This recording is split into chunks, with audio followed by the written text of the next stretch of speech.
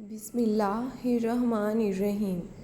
ایک امیر اور مالدار تاجر مسجد میں بیٹھا تھا اور اس نے دیکھا کہ قریب ہی ایک فقیر دعا مانگ رہا ہے، یا اللہ، آج میں اس طرح کا کھانا اور اس قسم کا حلوہ کھانا چاہتا ہوں۔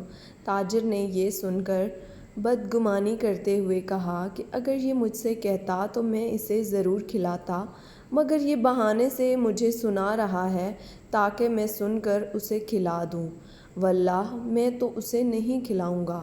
وہ فقیر دعا سے فارغ ہو کر ایک کونے میں سو گیا۔ کچھ دیر بعد ایک شخص کھانا لے کر آیا اور فقیر کو ڈھونڈ کر جگایا اور بڑے ادب سے کھانا اس کے سامنے رکھ دیا۔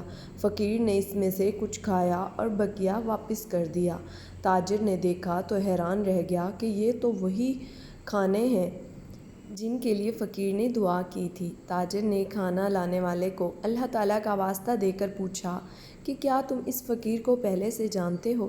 جواب ملا، باخدا ہرگز نہیں، میں ایک مزدور ہوں۔ میری بیوی اور بیٹی سال بھر سے ان کھانوں کی خواہش رکھتی تھیں، مگر یہ کھانے انہیں مہیا نہیں ہو پاتے تھے کیونکہ میرے پاس اتنے پیسے نہیں ہوتے تھے۔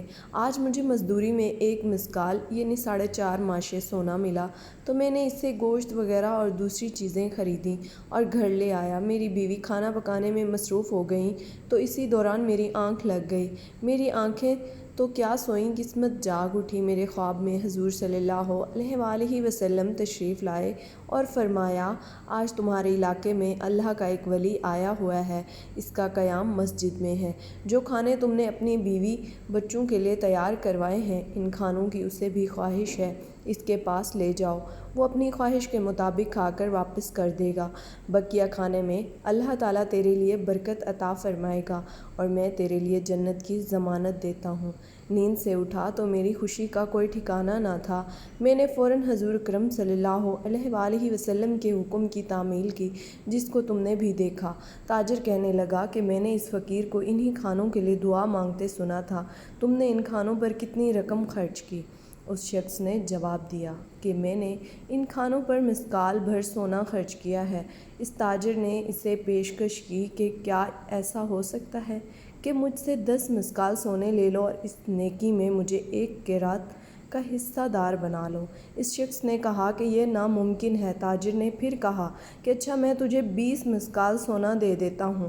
وہ شخص انکار کرتا رہا حتیٰ کہ اس تاجر نے سونے کی مقدار بڑھا کر 50 مسکال کی اور پھر 100 مسکال کر دی، مگر وہ شخص اپنے انکار پر ڈٹا رہا اور کہنے لگا کہ اللہ کی قسم، جس چیز کی ضمانت رسول اکرم صلی اللہ علیہ وآلہ وسلم نے دی ہے، اگر تو اس کے بدلے ساری دنیا کی دولت بھی دے دے گا پھر بھی میں اسے کبھی بھی فروخت نہیں کروں گا۔ اگر تمہاری قسمت میں یہ چیز ہوتی تو تم مجھ سے پہلے کر سکتے تھے، لیکن اللہ تعالیٰ اپنی رحمت جس پر چاہتا ہے کرتا ہے، یہ تو اللہ کا مجھ پر خاص کرم ہے۔ تاجر نہایت شرمندہ اور پریشان ہو کر مسجد سے چلا گیا، گویا اس نے اپنی قیمتی متاع کھو دی۔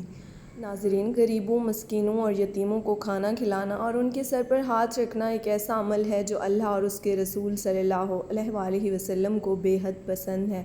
اللہ پاک ہمیں اپنی دولت غرباء اور مساکین پر خرچ کرنے کی توفیق عطا فرمائے، آمین ثم آمین۔